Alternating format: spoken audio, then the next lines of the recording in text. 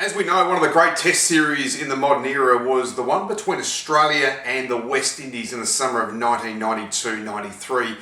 And the series started with a classic at the Gabba in the first test late November of 1992. It ended up being a draw, but I tell you what, this was one of the most dramatic last days you're ever likely to see. The West Indies had just over 2.5 sessions to bat. They needed to score 231 runs in around 65 overs at a run rate of 3.55, while Australia needed 10 wickets. Interesting. I feel like Richie Benno. Let's pick up the highlights now.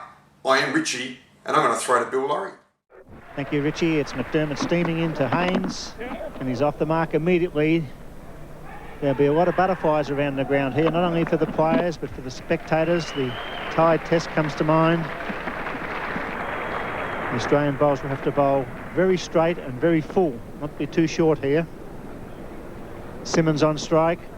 McDermott, he's off the mark as well. Mervyn Hughes down at third man. McDermott with the breeze from the Stanley Street end.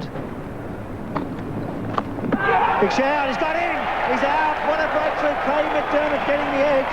That's 1 for 2 at the Gabba. The perfect outswinger there from McDermott. Desmond Haynes had to play at that one. It was perfectly pitched, just moved enough to clip the outside edge, and a straightforward catch for Ian Healy. And that is a tremendous breakthrough for Craig McDermott. It's 1 for 2. Haynes back on strike, but not allowing that ball past in the previous over. Richie Richardson is a new batsman. This was a fine piece of bowling by McDermott, who struggled in the first innings. It was a perfect length. Haynes straight in defence, found the outside edge, and Healy did the rest. Just looking at the bat there, Desmond Haynes may have had the face just open a little bit, angled probably more than open. Yeah! It's got him. They're two. They're gone. That's beautifully bowled. Simmons out for 1, and my word, Australia with a big chance here at the Gabba. Yes, that's beautiful bowling from Bruce Reid. We've seen as close to 2 perfect deliveries as you'd ever want to see from new ball bowlers. Once again, Simmons having to play, and just enough movement to clip the edge. A good catch from Ian Healy. Once again, coming forward as a keeper, that's not an easy thing to do.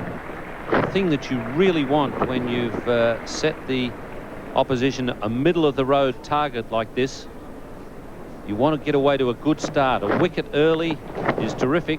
2 wickets is perfect. The Australians have made the ideal start. West Indies 2 for 2. Brian Lara takes guard from umpire Steve Randall. A sensational start here at the Gabba. This run chase of 231 runs for victory. Reid and McDermott bowling beautifully with the new ball, keeping it up, making the batsman come forward. Brian Lara on strike, 2 slips, short leg. Beats him, beautifully bowled. Cut away from the left-hander. Brian Lara played straight enough. He's just beaten by the movement off the pitch. Fingers down the seam. Rhythm's right. McDermott got him! Yes! A beautiful catch. That's now 3 for 3 at the Gabba. McDermott bowling perfect line to the left-hander. Tried to work it away on the offside, and Mark Tower caught it as clean as a whistle. Yes, they've taken 3 good catches, and that's exactly what they've got to do. They're supporting some very good bowling. Mark Taylor moving to his left and grabbing that one. So the Australians have done extremely well in that short session, picking up 3 wickets. And the West Indies won't enjoy their lunch with the scoreboard showing 3 for 3. So McDermott bouncing back after, for him, an ordinary bowling spell in the first innings. He's bounced back extremely well here to get 2 wickets. And Bruce Reid has chipped in with 1. Welcome back to the Gabba for the start of this second session on the final day. That is the position for the West Indies. They require a further 228 runs, 60.1 overs remaining, wickets in hand 7.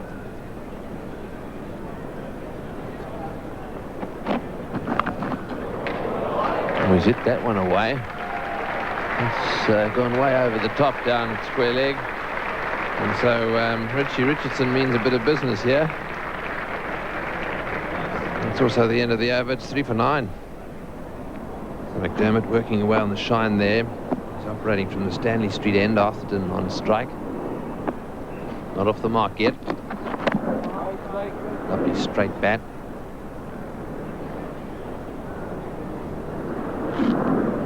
He's definitely in form. He made 150 odd in the first innings. Let's watch this. Full face of the bat there.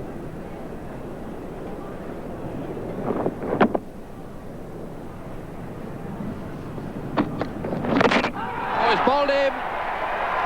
It's all over. He's nicked it back onto the stumps. And that's McDermott's 100th Test wicket in Australia. So very well done that was. It just nipped back a little bit, perhaps inside edge onto the stumps. I think Atherton was beaten there by lack of bounce in that delivery. I think the replays will show that it hit the bottom of the bat and onto the stumps. Didn't bounce as high as he would have liked. A bit of uneven bounce. Pitching it in line. You have got to bowl in line if the pitch is showing uneven bounce. He's happy. Yes, I think this will show exactly what you were saying. It did keep a bit low there and hit the base of the bat. Atherton goes. Didn't score. That proves that. 4 for 9, West Indies. Carl Hooper's the new batsman, just 25 years of age. His highest score, 134. Bruce Reid. What a good shot that was into the gap on the offside. It's running away down towards the boundary. The outfield here quite quick. Into the fence it goes. So that's a good shot. A long haul, 217 runs. With 4 wickets down, it's like climbing the Everest.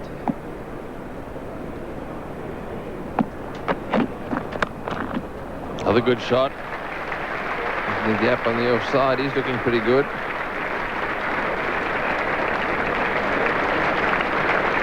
There he goes again, Richie Richardson.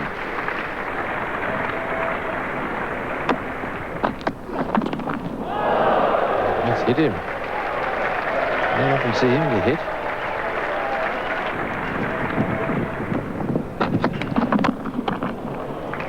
Well, before Richie Richardson hardly holding back on that. Not quite timing it as well as some of his other shots today. It's straight down to the extra cover boundary. Oh, good shot, over cover point, and races one bounce into the fence. We may be seeing one of the all-time great innings here. It's early days yet, but Richardson taking the attack right up to the Australian bowlers. It's that fine, big moves coming around. Good fieldsman, doesn't get it. 4 more. Oh, great cricket from Richie Richardson. Really taking the attack up to Reid, McDermott and Mervyn Hughes.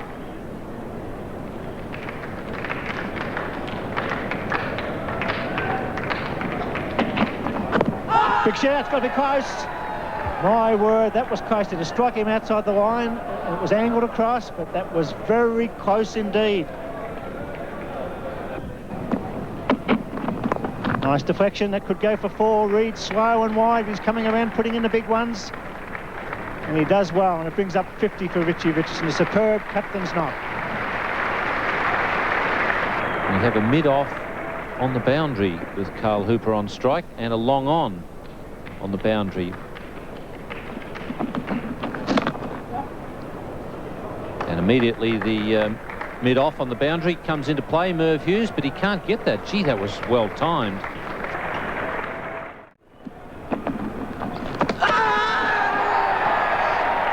Big shout. Carl Hooper aiming a massive blow over deep mid-wicket, failing to make contact. Looks as though that was well worth the appeal there. Carl Hooper came up on the toe. He must have just got some part grounded behind the line.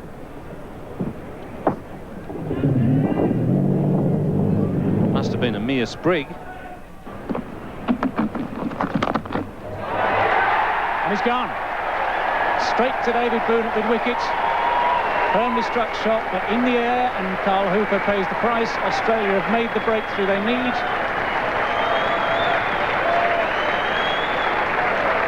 Yes, he got into position and a little bit of extra turn there. And perhaps the fact that the ball stayed down a little bit caused him to hit it in the air. It wasn't a well-played shot. He should have either gone right over the top or hit along the ground. 5 for 95. Carl Hooper the man out. David Williams replaces him. Career average of 7.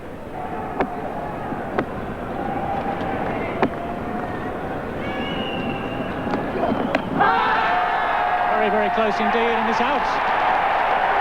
Umpire Terry Crew decides that ball was going to hit the stumps. David Williams makes the fatal error of leaving that ball alone. A good delivery from Craig McDermott. Coming back in from outside the off stump. The bat shouldered, and David Williams goes. Yes, he's been bowling some good off-cutters, Craig McDermott, and that is a fair decision.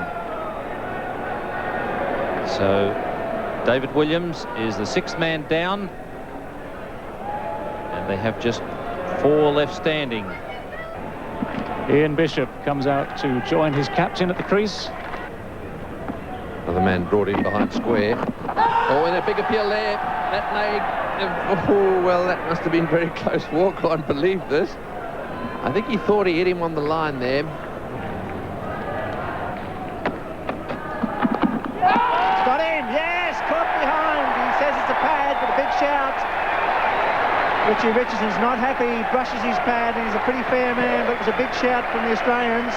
Umpire Crew officiating at the Stanley Street end. This will be a very interesting replay. A disappointing end to a very courageous innings. Bat and pad pretty close together. Ian Healy's convinced that it's out. The important one, of course, is umpire Terry Prue, and he puts up the finger.